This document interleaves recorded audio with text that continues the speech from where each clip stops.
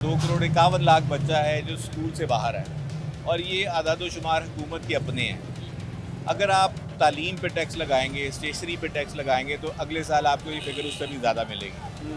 देखें, तालीम किसी भी शोबे की रीढ़ की हड्डी होती है और अगर हम उसको मजबूत करने की बजाय हम अपने ही बच्चों को बैग की जगह वो बैग दे दें जिसमें प्लास, रैंच, मुस्तकिल जाएँ, गाड़ी ठीक करके आएँ, ये तो सिस्टम उस तरफ चल पड़ा। हमें उनके लिए आसानी करनी है। हमें उन बच्चों को जो 2,51,00,000 बच्चा स्कूल से बाहर है, स्कूल के अंदर लाने का प्लान पहले तो करना है। मसला ये था कि एजुकेशन सिस्टम पहले ही ठीक नहीं था। जी। हमारे एजुकेशन सिस्टम से बच्चा पढ़ने के बाद 40,000 कमाने के काबिल नहीं हो पा रहा। जी।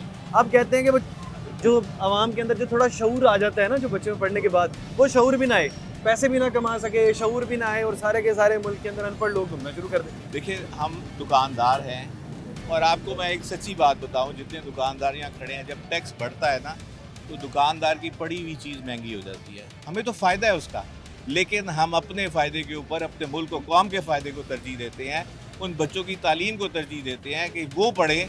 हमें बेशक वो एक्स्ट्रा मुनाफा जो गवर्नमेंट हमें लालच के थ्रू देती है कि जी आपका मुनाफा बढ़ जाएगा, नहीं चाहिए हमें वो मुनाफा।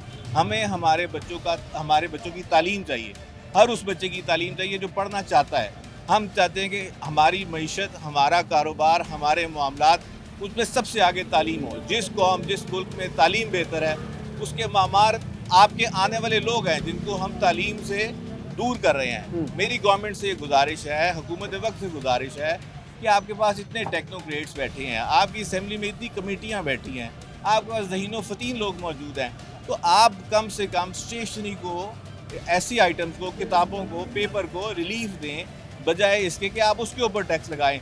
एक ऐसा महकमा, एक ऐसा मामला तो छोड़ दें कि जो हमारे मुल्क की तरक्की का बायस बने। हमें ये टैक्स बिल्कुल नामंजूर है, हम इस टैक्स की हिमायत नहीं करते। इस टैक्स से कोई बेहतरी नहीं आने वाली। मुझे आप बताएं, ये 8% टैक्स लगा के आप अपनी मईशत में कितना इजाफा कर लेंगे? वो इजाफा आप किसी ऐसी सूरत कर सकते हैं, आप